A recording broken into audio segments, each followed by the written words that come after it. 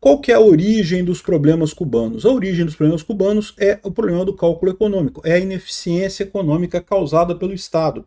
Como a gente já explicou lá no canal Ancapsu Classic, né, no vídeo Por que o cálculo econômico é impossível no socialismo, existe um paper do Mises escrito lá em 1920, ou seja, a União Soviética tinha 3 anos de idade, né, a Revolução Comunista foi em 1917, em que o Mises falou que ia dar errado depois de um tempo, ia dar certo no primeiro momento, mas ia dar errado depois de um tempo, exatamente porque a economia sem um sistema de preços livre, ela começa a ter ineficiências cada vez maiores, e à medida de um determinado ponto de controle estatal na economia, a coisa degringola, de tal forma que a economia toda morre, né? E, de fato, foi o que aconteceu com a União Soviética, e, de fato, depois que acabou a União Soviética, muito se ficou sabendo sobre o que acontecia lá na região, né, na época do controle de preços, e se viu coisas terríveis, né? As ordens estatais para produção e coisa e tal eram totalmente inconsistentes, o pessoal fazia o planejamento, mas não tinha informação de verdade. E aí botava algumas metas, por exemplo, teve o caso daquela fábrica de parafuso, que a meta era produzir não sei quantos quilos de parafuso, né, era a meta deles, que eles tinham que atender aquela meta, se atingir aquela meta ganhava uma cota extra, não sei o que lá, que é assim que funciona a economia planificada, né? O planejador central estabelece uma série de objetivos para cada indústria, e se as pessoas atingem aqueles objetivos, elas ganham um extra, uma ração extra lá, ganham um percentual extra das coisas lá, né?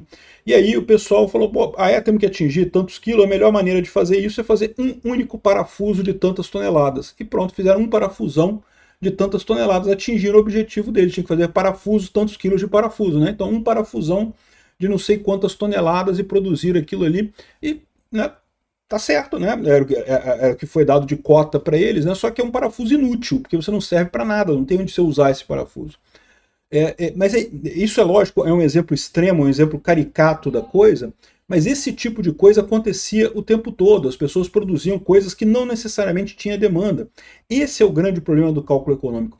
Para que serve o mercado? O mercado serve para avisar onde que há mais demanda de determinado produto, né? Você precisa de mais tal coisa, precisa de mais água, precisa de mais suco de laranja, precisa de mais não sei o que lá.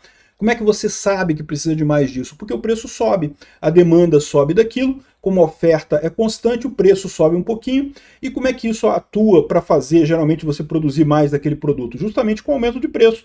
Aumentou o preço, você tem um incentivo para as pessoas produzirem aquele produto que está faltando, que está em demanda maior na sociedade, né? Não adianta nada o planejador central achar que você vai... você gosta de pipoca ou suco de laranja? O planejador central tem que decidir, vai investir dinheiro em pipocaria ou em produtora de suco de laranja, né? Ele tem que decidir onde é que ele vai investir esse troço. Em tese, se ele soubesse o gosto de todas as pessoas perfeitamente, no futuro, porque esse é um outro ponto, né? O gosto da pessoa, hoje você pode ter uma demanda X, amanhã ela pode mudar. A grande beleza do mercado é que ele se adapta a essas mudanças. No momento que o gosto das pessoas começa a mudar, ele já vai aumentar o preço das coisas que são mais demandadas e vai diminuir o preço das coisas que são menos demandadas. E com isso você ajusta toda a cadeia de produção para alocar os recursos de forma ótima. O burocrata, ele até pode tentar fazer isso, ele pode fazer pesquisas de opinião para saber o que a pessoa vai querer, não sei o que lá, mas isso sempre é um ciclo muito mais longo que o ciclo do mercado, né? E pior, existem, como diz o Hayek, aliás, saiu o vídeo também sobre a teoria do conhecimento do Hayek lá no canal Ancapsu Classic, um vídeo recente agora, justamente falando sobre isso. O conhecimento disperso na sociedade, nunca que ele consegue ser concentrado na mão de alguns burocratas. Até porque tem quantidades, tem qualidades que não são quantificáveis.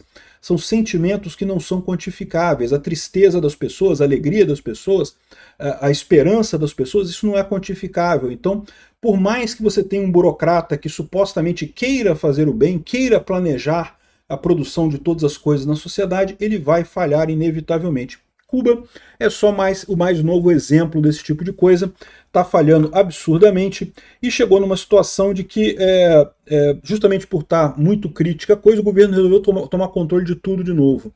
Adivinha se vai funcionar? Esse é justamente o veneno. Você está usando veneno para tentar curar o enfermo, né? E aqui, ó, a ditadura cubana intensifica o controle sobre empresas privadas. permitiram empresas privadas na ilha. Aí o pessoal começou a reclamar e pronto, né? Começou a ter problema econômico, mas não por causa das empresas privadas, por causa do planejamento do governo, né? O governo que tem um planejamento ineficiente lá, os carnezinhos de ração e coisa e tal que você ganha. Putz, é uma coisa muito triste isso, né? Por mais que seja bem intencionado, né, de dar alimento para todo mundo, dar trabalho para todo mundo e coisa e tal, na prática não funciona. Aumento do controle sobre as empresas vai dar certo? Não vai, né? E a gente fala de Cuba porque a verdade é a seguinte: o Brasil tem muito em comum com Cuba, tá? Lula, o referencial de Lula de sucesso em termos de governo é o governo cubano. Esses comunistas velhos aqui da América Latina, todos comunistas de cabeça branca, todos eles acham fantástica a revolução do Fidel Castro, que ele fez e não sei o que lá, e tomou o controle, e agora é do povo cubano. E ó, ferrou o povo cubano completamente, né?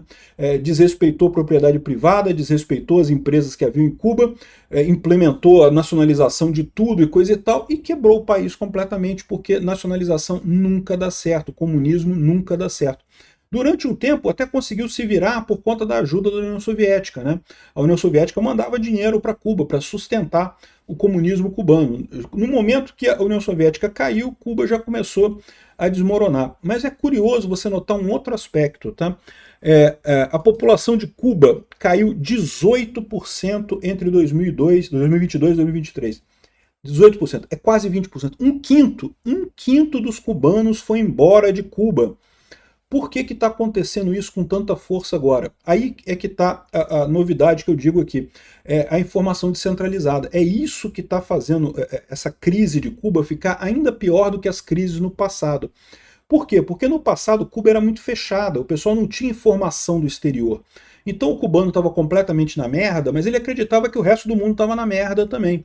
Hoje em dia não tem mais isso, como tem celular, como tem internet, como tem isso daí, por mais que a internet em Cuba seja muito precária, por mais que celulares não sejam coisas fáceis por lá, as pessoas começam a tomar contato em como é que está o mundo no exterior. E o pessoal percebe que, pô, até, não vou nem falar Estados Unidos, mas até o Brasil está melhor do que Cuba, ou seja, qualquer lugar que o pessoal for é melhor do que Cuba.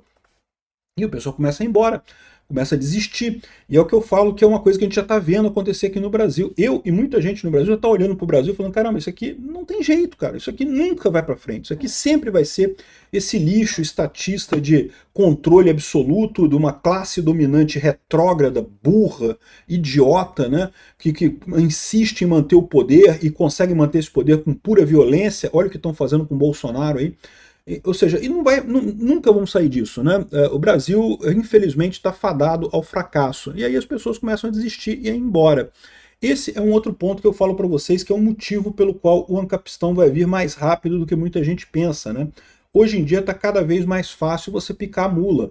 Se você não está satisfeito no seu país, se o seu país é um país de merda, você vai embora, vai para outro país, né? E o que acontece? As pessoas tendem a ir para países mais livres. Os Estados Unidos é um exemplo. Não é que os Estados Unidos seja perfeito, tem um monte de defeitos aqui. Aliás, está virando também muito socialista aqui, cheio de regra e coisa e tal. Mas a verdade é, em termos econômicos, aqui ainda é muito, mas muito mais livre que o Brasil.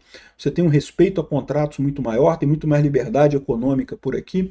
Então, no final das contas, meu amigo, o que vai acontecer é isso, né?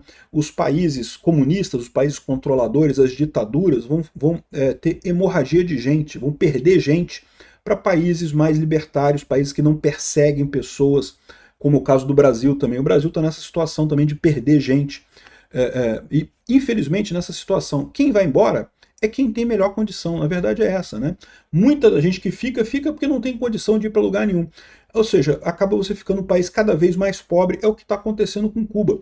Cuba, todo mundo que podia fazer alguma coisa, que tinha alguma expectativa, que tinha algum grau de educação, de capacidade, coisa e tal, já meteu o pé há muito tempo. Então fica cada vez mais crítica a situação lá, né? Realmente muito triste isso, e não tem saída. Enquanto continuar o comunismo lá, eles vão ter que passar pelo ciclo da queda completa do comunismo, e vamos ver o que vai sair do outro lado, né?